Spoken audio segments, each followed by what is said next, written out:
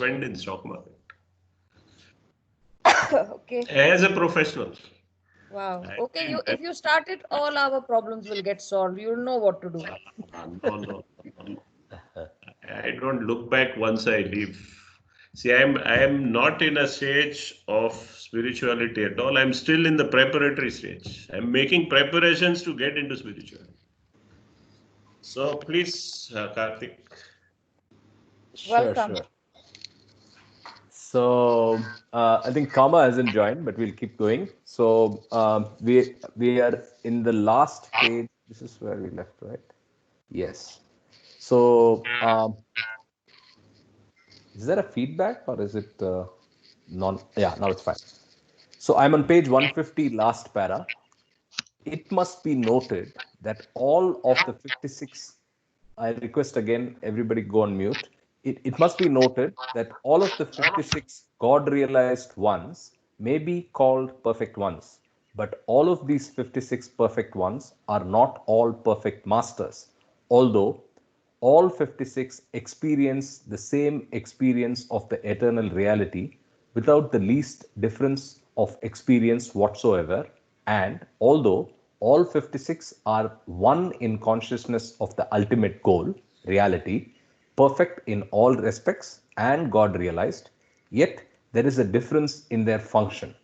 Therefore, the term for the 56 God realized ones may be perfect ones, but not perfect masters or sadgurus or kutubs. Out of the 56 perfect ones or Shivatmas in human forms, there are always at all times in all ages 5 perfect masters or sadgurus or kutubs, and these 5 control the affairs of the whole universe. When the age is not of the avataric period, these 5 perfect masters conjointly look to the affairs of the universe, and the one from amongst the 5 perfect masters who is responsible for the control of all of the affairs of the whole universe is called by the Sufis as Kutub e Irshad.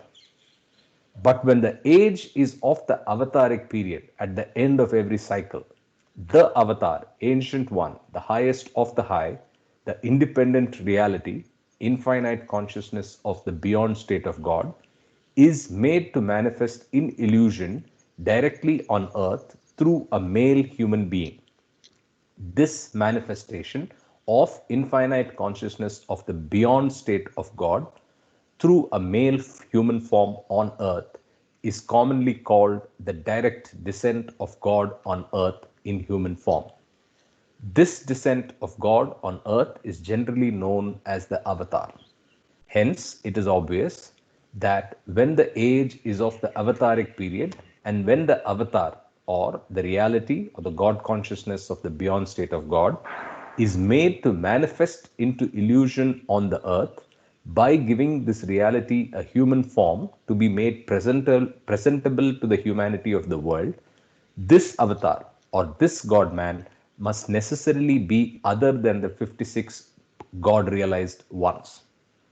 The then existing and functioning 5 perfect masters at the appropriate time of the avataric period individually and conjointly bring about the advent of the avatar, and exercising their infinite mercy and love for all in ignorance, living the illusory life in creation, use their infinite power and grace to precipitate this advent and make manifest the infinite reality of the eternal, infinite God consciousness in the beyond state onto this earth into illusion. And they bestow, through their infinite power, knowledge, and bliss, onto the reality a most suitable cloak of illusion in the shape of a human male form, so that the divinity of the reality may be made most presentable in the world of illusion.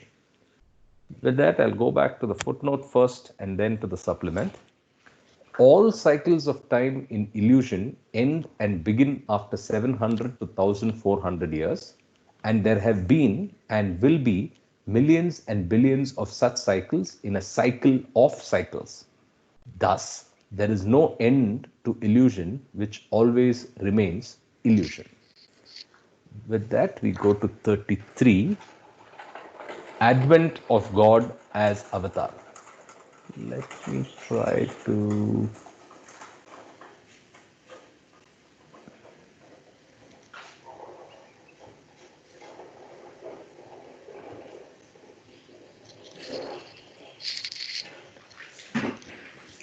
The universe has come out of God. God has not come out of the universe. Illusion has come out of reality. Reality has not come out of illusion. God alone is real. The universe by itself is illusion.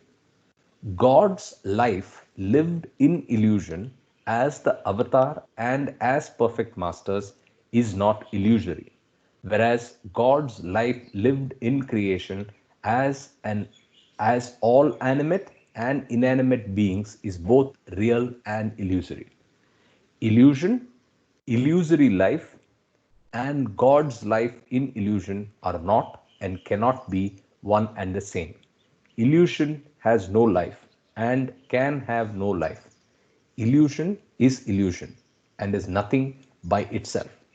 Illusory life means life in illusion, with illusion surrounded by illusion, and though it is life as experienced by the soul in creation, it is illusory life. But God's life lived in illusion is not illusory because, in spite of living the illusory life, God remains conscious of his own reality. God is absolutely independent and the universe is entirely dependent on God.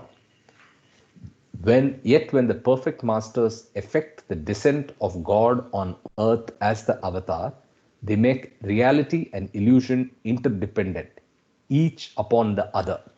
And thus, it is that his infinite mercy and unbounded love are eternally drawn upon by those who are immersed in illusion. Between God and the universe, infinite mercy and unbounded love act as a prominent link which is eternally made use of by men who become God, Sadgurus, perfect masters, or Kutubs, and by God who becomes man, Avatar, Christ, or Rasul. And so the universe becomes the eternal playmate of God.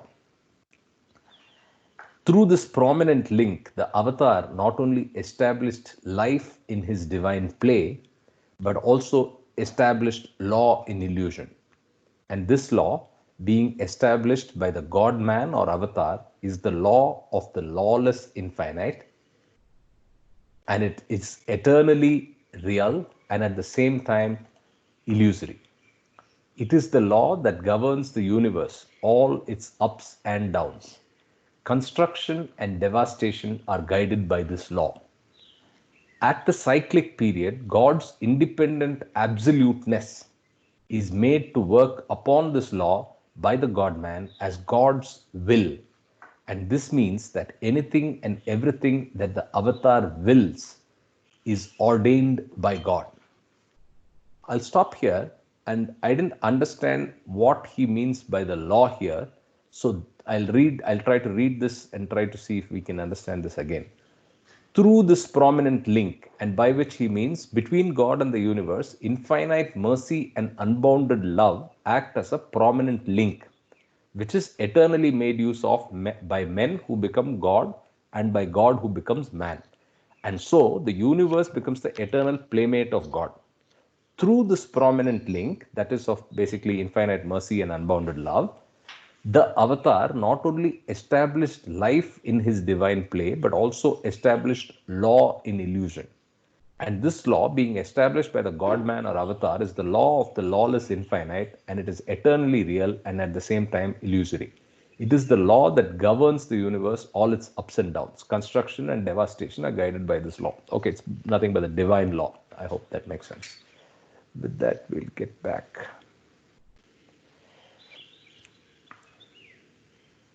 (152).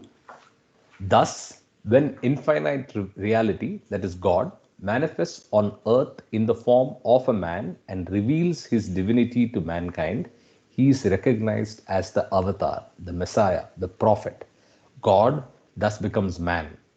In this manner, infinite God, age after age, throughout all cycles, wills through his infinite mercy to effect his presence amidst mankind by stooping down to human levels in human form, but his physical presence amidst mankind not being apprehended, he is looked down upon as an ordinary man of the world. When, however, he asserts his divinity on earth by proclaiming himself the avatar of the age, he is worshipped by some who accept him as God and glorified by a few who know him as God on earth. But it invariably falls to the lot of the rest of humanity to condemn him while he is physically in their midst. So I'll just remove this.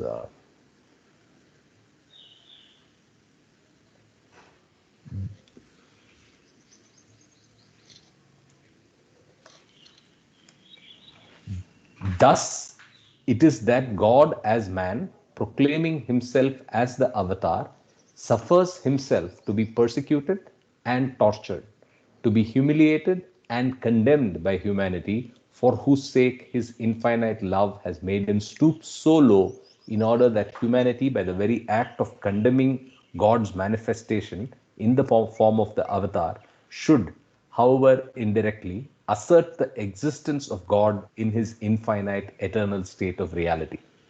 The avatar is always one and the same because God is always one and the same. The eternal, indivisible, infinite one who manifests himself in the form of man as the avatar, as the Messiah, as the prophet, as the Buddha, as the ancient one, the highest of the high. So, what he means by the avatar, one more reference in the footnote. Meher Baba was asked whether a perfect master, after leaving the body, ever comes back to earth. Does he ever take birth again? Baba replied, no, never. Only the avatar takes birth again and again. So, this eternally one and the same avatar is made to repeat his manifestation from time to time in different cycles, adopting different names and different human forms in different places to reveal truth in different garbs and different languages in order to raise humanity from the pit of ignorance and help free it from the bondage of illusions. During the avataric period, the one from amongst the then living five perfect masters who used to function as Qutub-e-Arshad ceases to hold this divine office with the advent of the avatar and delivers his duty and charge of the sole responsibility for the affairs of the universe into the hands of the God man as soon as he is able to assume his office as the Christ, the avatar of the age, and remains himself as long as he is in a gross body, holding the same office of Kutub as the other four hold. In spite of the advent of the avatar, there must be 56 God realized ones in human form, in human body, and from amongst these 56, there must be five perfect masters living on earth. When one among these five perfect masters drops his physical body, the office is never left vacant. It is invariably filled by another living God realized one who has realized the eternal reality at the time. Hence, even when the avatar is on earth, there are 56 God realized ones, including the five perfect masters in human form, but the avatar becomes the sole authority. I have a small doubt, maybe before we go to the next chapter. So, do we know who among the five perfect masters Meher Baba at this age, from the five, who was the Qutub-e-Irshad who relinquished in favor of Baba? I don't know. I'm just asking. If Sai anybody Baba, has. I think. I don't know. Okay. Yeah, I don't know too. I have not seen that reference to Qutub-e. Jai Meher Baba. Jai Baba. Hi, Jai Hi, Baba. Neha. This is Baba's staff, as Baba said. That Mhm. this is my office bearers. Mhm. So this is the chart which we have seen in the last chapter, the Mhm. 56 numbers and all that chart. Correct. Yeah. That's the entire hierarchy, or whatever you say, that it is how it works Correct. over the. Sai Baba is the one. Yes, what you said, Namita, is right. Sai Baba was the one, and this is his office, and this is how the system works. Okay. So Sai Baba was the Qutub-e-Irshad, and we till Baba took on the avatar, took on as the avatar. So with that, I go to Meher Baba's explanation of chart 7 facing this page. Baba Jan also played a very important role, Mhm. uh, but it is Sai Baba. They said that he's the one. Okay. With the energy from the subtle and the illumination from the mental spheres for trillions upon trillions of years in the past and in the future, the gross universe has been and will be forming and disintegrating into countless stars, suns, planets, worlds, moons, and meteors. Yet, in fact, there are no such things as time and space. Once the soul is freed of illusion, illusion does not merely cease to exist, but is then found never to have existed at all. After a gradual evolution through the mineral, vegetable, and animal kingdoms of the gross universe for a definite yet immeasurable period of millions, billions, and trillions of years, consciousness reaches perfection in man. Man, then rightly, ought to be God conscious, but does not become so because of the samskaric bindings born of impressions of the illusory experiences gathered during the evolution of consciousness. Thus, man remains fully conscious only of the gross. Before man's perfect but gross consciousness can evolve into the reality of God consciousness, it has first to evolve into subtle consciousness and from the subtle into full mental consciousness. For that, the gross impressions have to turn into the subtle and from the subtle into the mental impressions, regaining in degree the faintness and fineness of earlier impressions as gathered in the vegetable and mineral forms, the fundamental difference being in consciousness. Unlike the definite course followed in the process of evolution, man as man can make use of his consciousness fully and freely.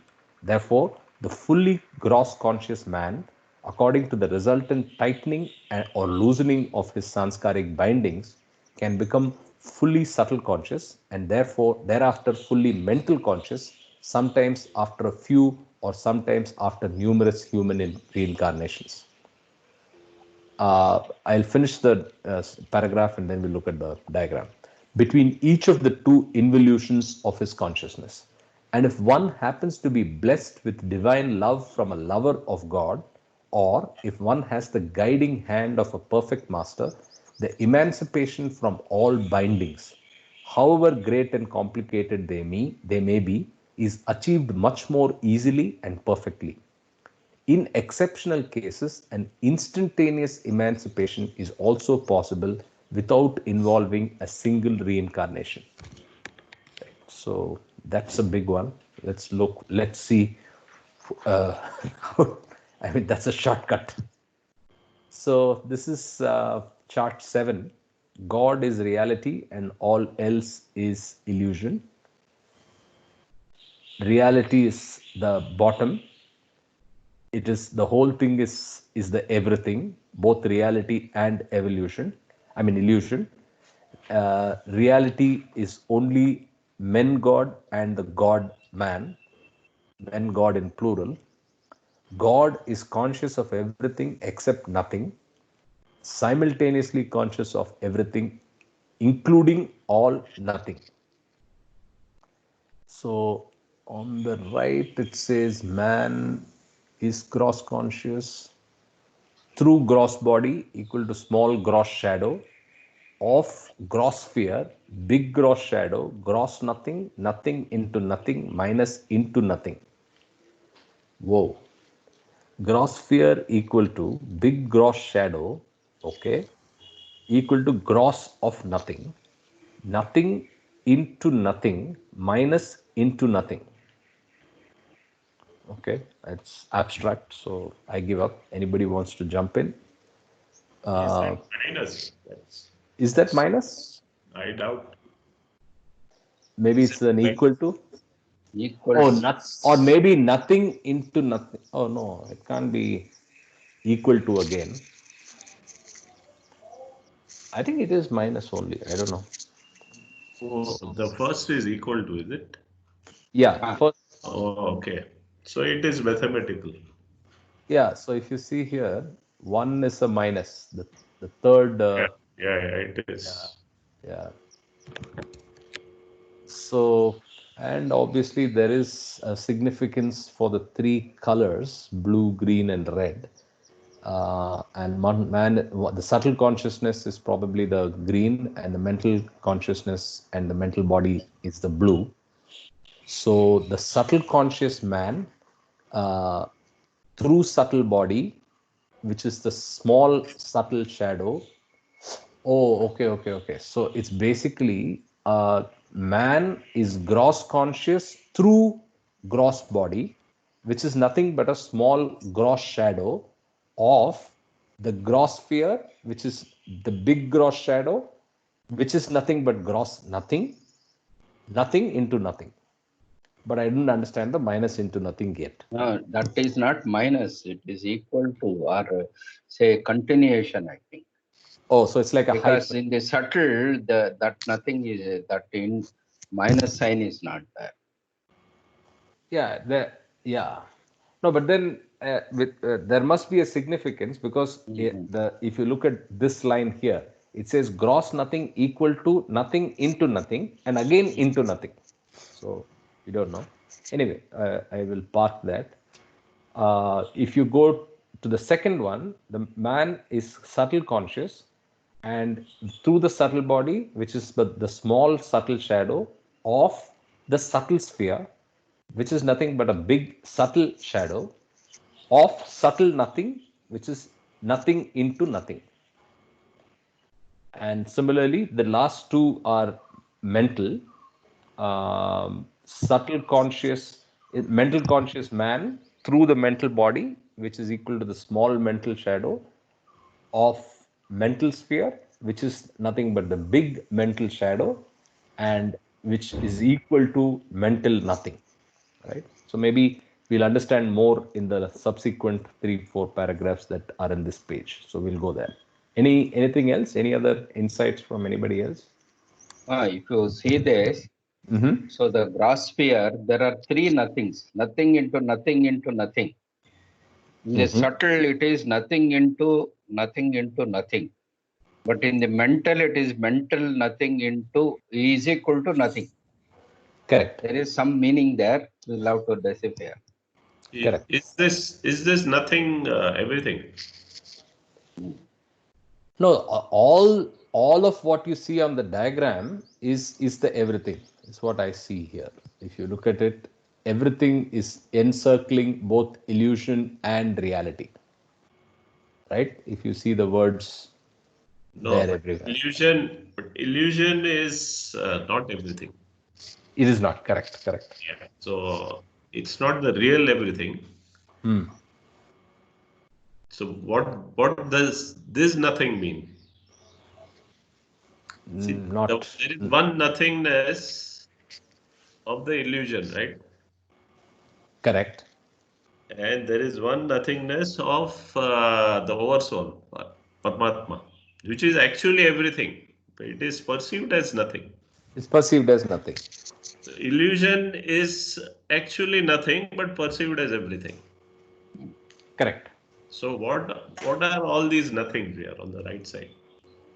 Do they actually mean part of Paramatma or illusion?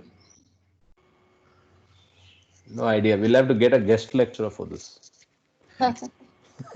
No, I mean seriously. I think we have to research more. Why? We Yeah. don't know anyone else. Yeah. Because that will be another view rather True. than. Not necessarily. As you rightly One said, more it's our thing. learning. One more thing I observed is Baba started with soul, Atma. Then he used self, capital S. Then he has used God, capital G. Then he has used man. Do you realize all this? It's one and the same thing. Yes, one and the same. Correct. So right now he's using man, right? So Correct. this man here on the left hand side is actually the Atma. Correct. So now if you read, you will understand a little better. Correct. Thinking that this is the Atma. True. So with that, let's go to the next page and continue reading. However, in order to loosen the bindings through the opposite experiences of the duality of illusion, pain and pleasure, good and bad, man and woman, strong and weak, etc., on his own, man has to remain conscious of multifarious experiences for 84 lakhs of times through something like 50 crores of sleeps of death. Yet invariably, on account of all pervading grace of God, man becomes subtle and mental conscious and is thus able to cut short more or less the stalemate of recurring physical births and deaths. Finally, by the grace of the God man or the man God, in far, far less than an instant's flash of time, man becomes fully conscious God and finds that time and space are born of his own eternity and infinitude in which time and space have no existence at all.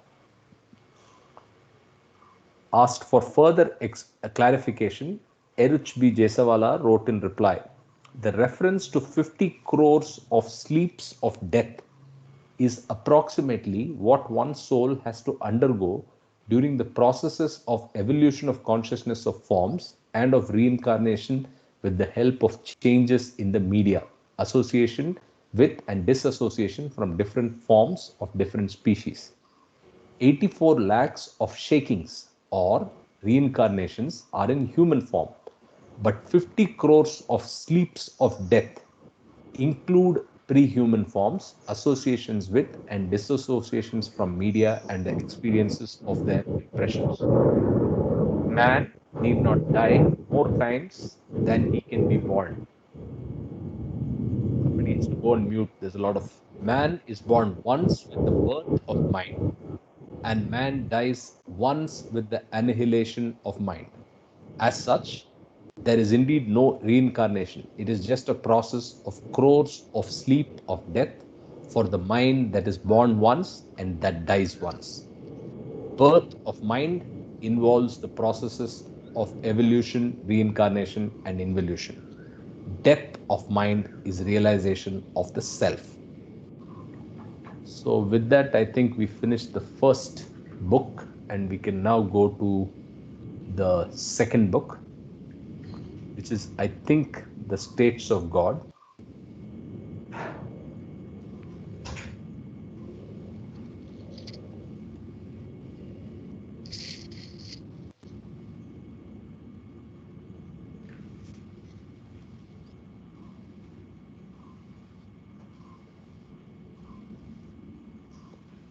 The 10 states of God. So this is written by Eruch. Yeah, So but it's under the instruction of Baba. So they've written together.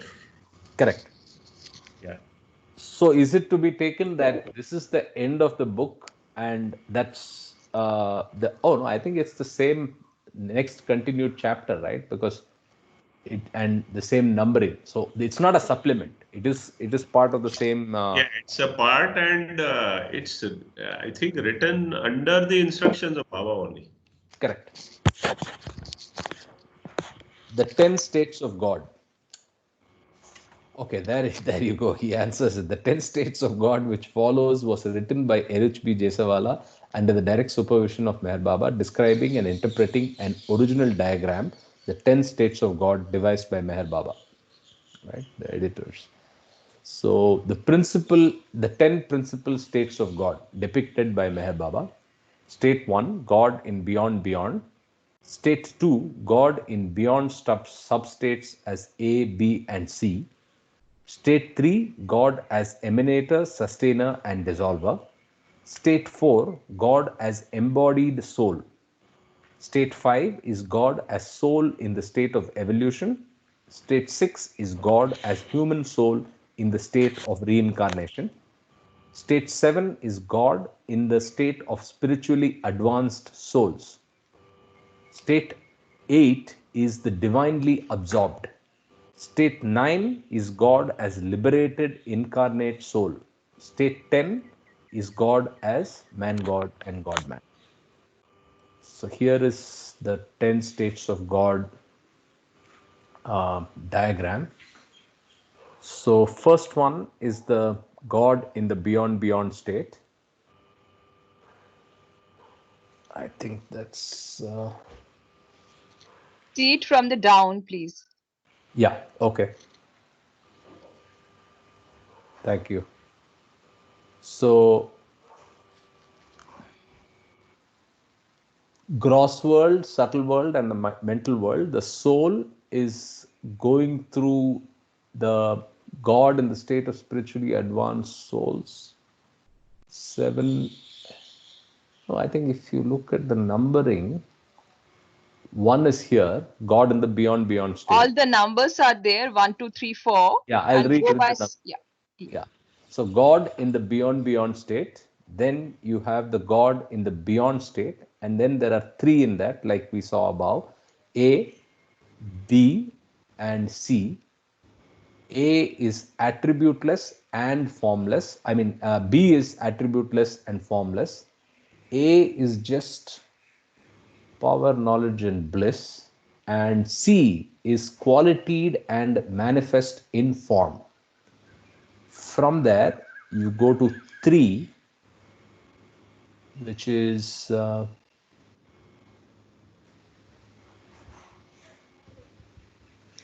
the center. God as emanator, sustainer, dissolver. Then God as embodied soul, 4. From there, you go as God as soul in the state of evolution. So there is all the stages of evolution, right from stones, metals, vegetables, worms, fishes, birds, animals, and humans. From there, you go through the journey of the gross, basically the reincarnations. No, it's the 6, which is human. God is human soul in the state of reincarnation. From there, you go to God in the state of spiritually advanced souls, 7. After mental world, soul enters the highest divine consciousness, 8.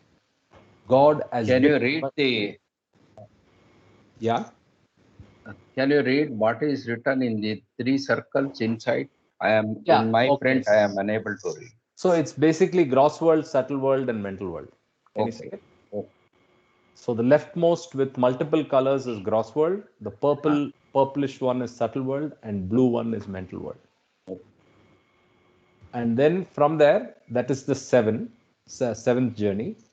After the mental world, the soul enters highest divine consciousness, 8, which is God as the divinely absorbed.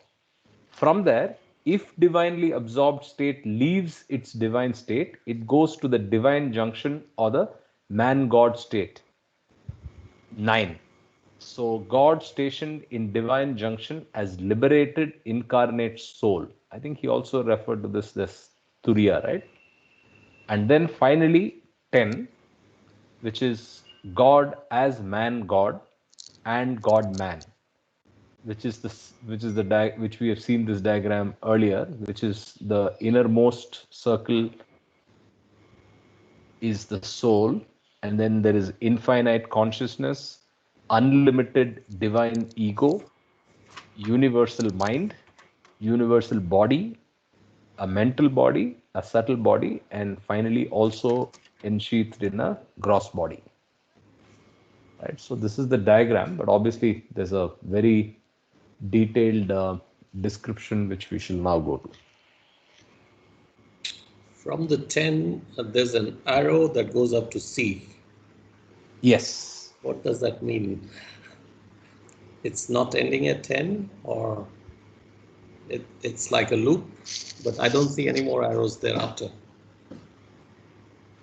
Yeah, so if you recollect some paras in the last chapter, he said that the perfect master will not go to a perfect master and man god will not go to the beyond state. The beyond state is out of bounds, right? Because it's so he will stop at the beyond state.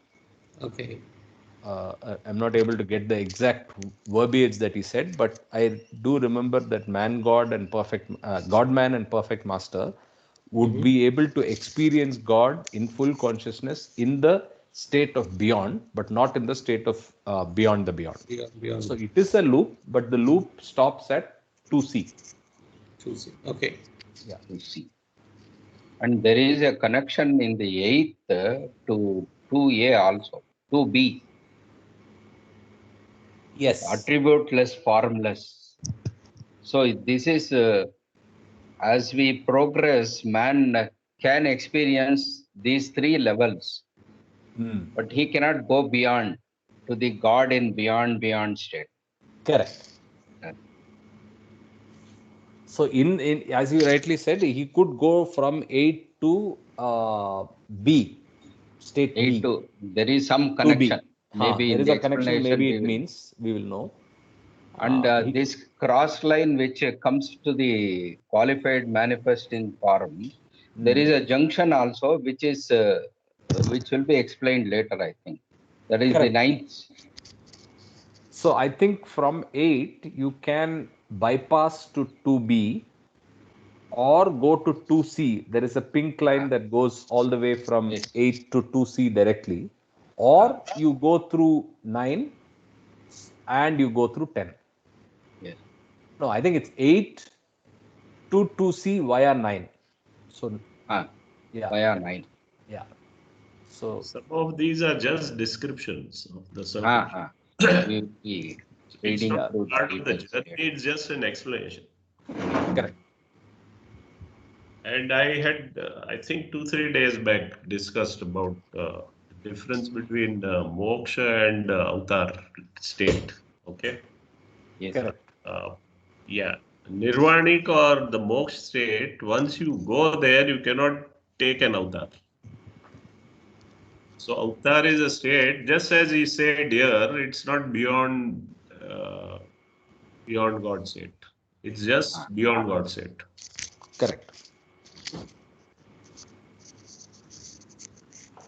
This happened with Buddha. Buddha was getting moksha, but he didn't take it. He said, there are billions of people on earth, my brothers, who I have to take along with me. So he came back as an incarnation.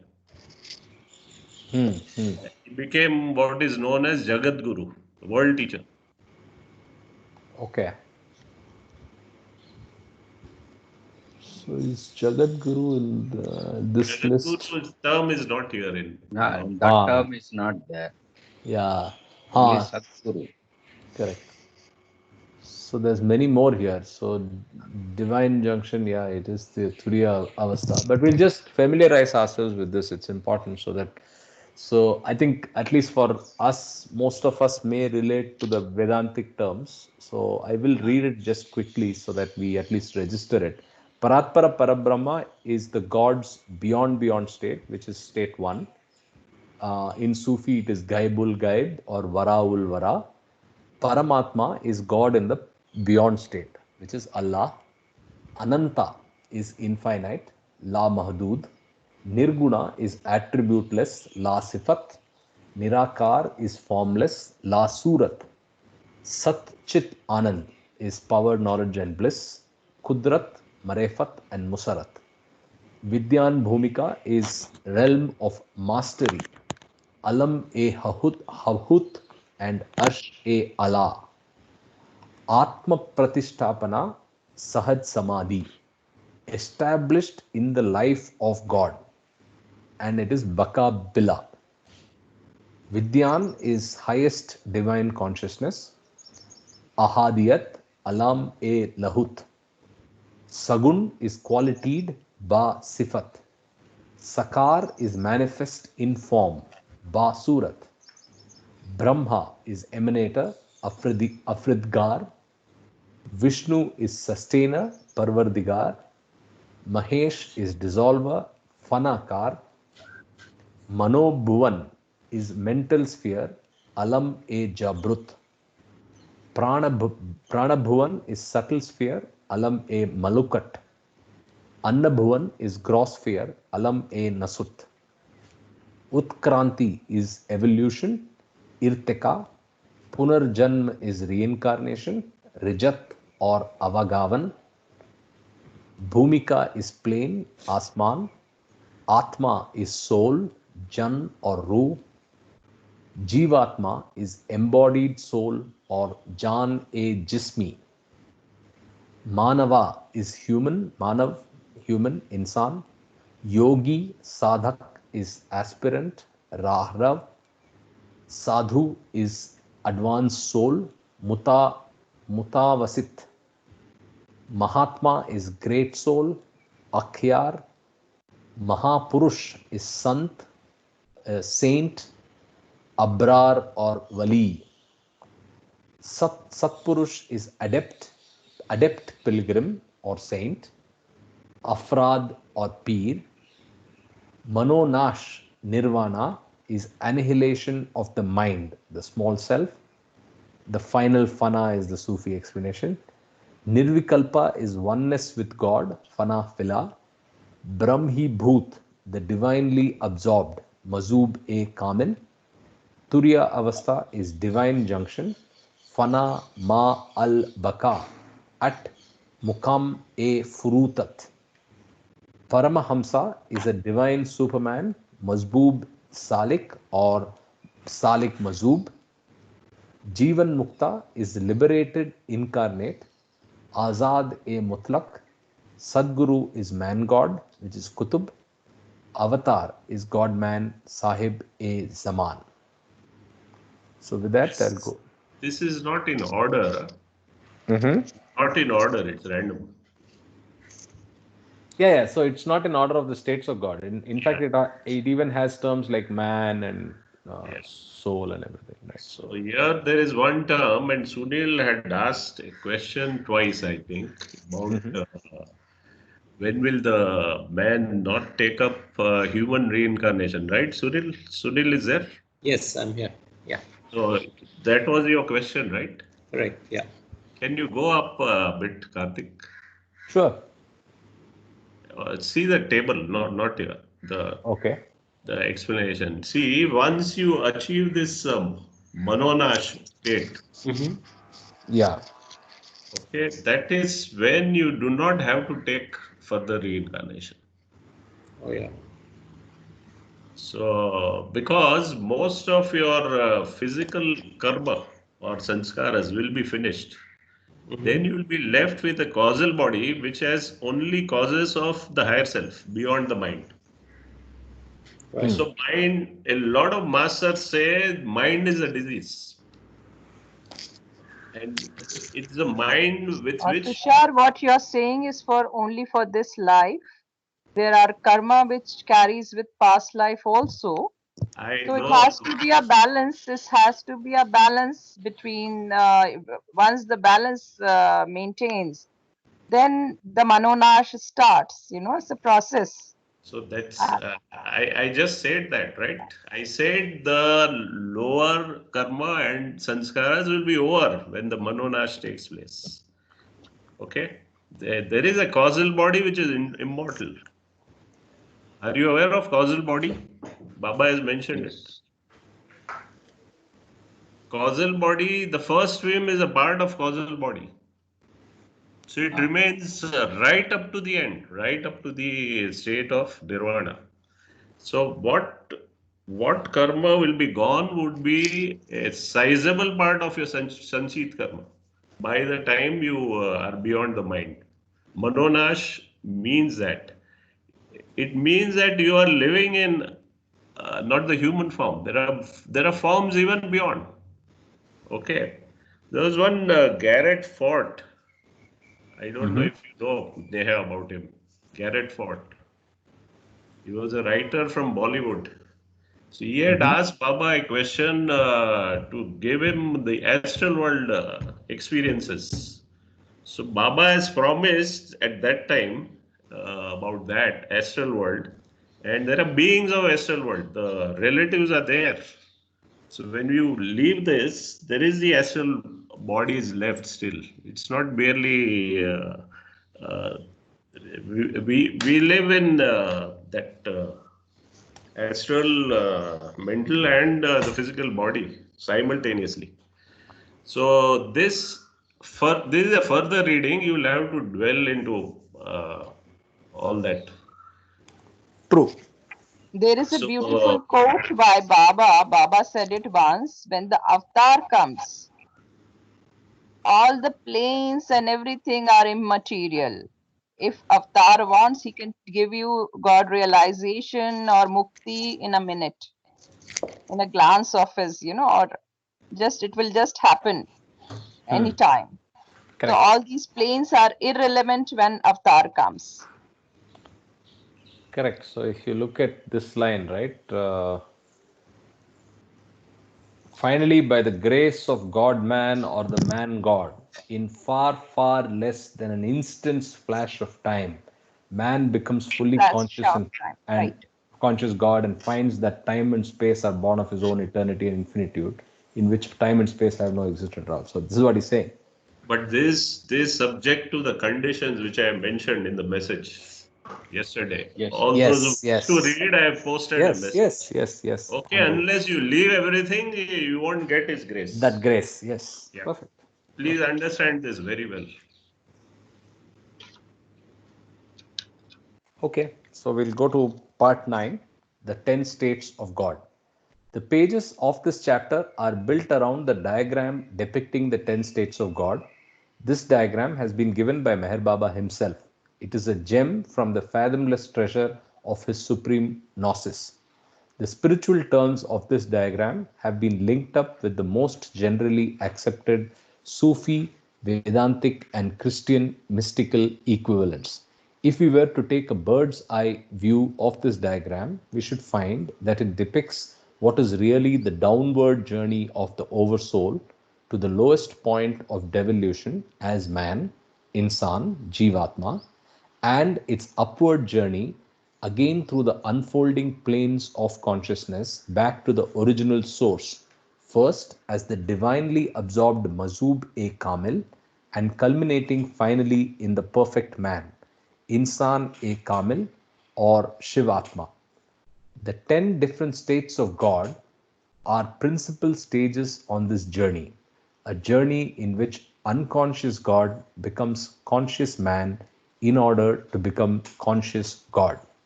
So the journey is nothing but a journey in which unconscious God becomes conscious man in order to become conscious God. So to be is the end of the loop because conscious God is only to be. I mean to see, right? The stage 2, because there's no consciousness in one. So, although these states of God are depicted as apparently distinct from one another, they are in effect 10 aspects of the one God who is and will always remain one. The descent and ascent of the oversoul is in imagination only, and with the cessation of imagination comes the realization with full consciousness for the individual soul that God alone exists and that anything and everything else which appears to exist is but his shadow. Meher Baba's Gnosis upholds without equivocation both the theory of identityism, Wahadat al-Wujud, and the theory of Advaitism. In the chart, The 10 States of God by Meher Baba, it is made clear that it is God alone who plays the different roles, real and imaginary. The beginning is God and the end is God. The intermediary stages cannot but be God. The spiritual dictum of Islamic theology is Huwal Awwal, Huwal Akhir, Huwal Zahir, Huwal Batin. He is the first, He is the last, He is the external, He is the internal. So with that, let's go to that the identity Identityism.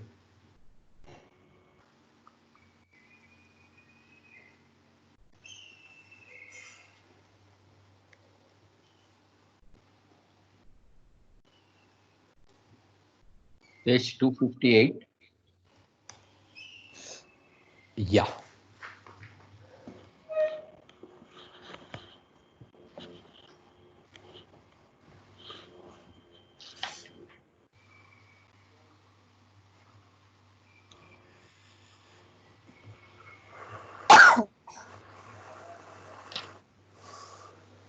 I think I should open 2 copies from tomorrow so that it's easier. 258.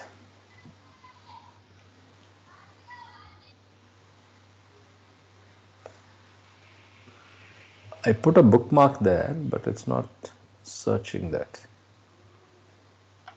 What did I write? I did write 15. Yeah. This one. Same. Yeah.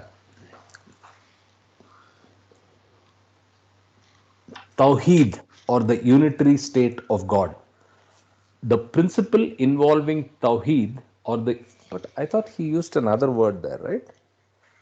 Maybe it will come later. The principle involving Tawheed, or the unitary state of God, is indisputable. It is the basic foundation of all known religions and the goal of spiritual discipline in both Sufism and Vedanta. To accept Tawheed in theory is the privilege of the masses, but to indulge in research thereof is the speciality of the select few. It is both easy and difficult.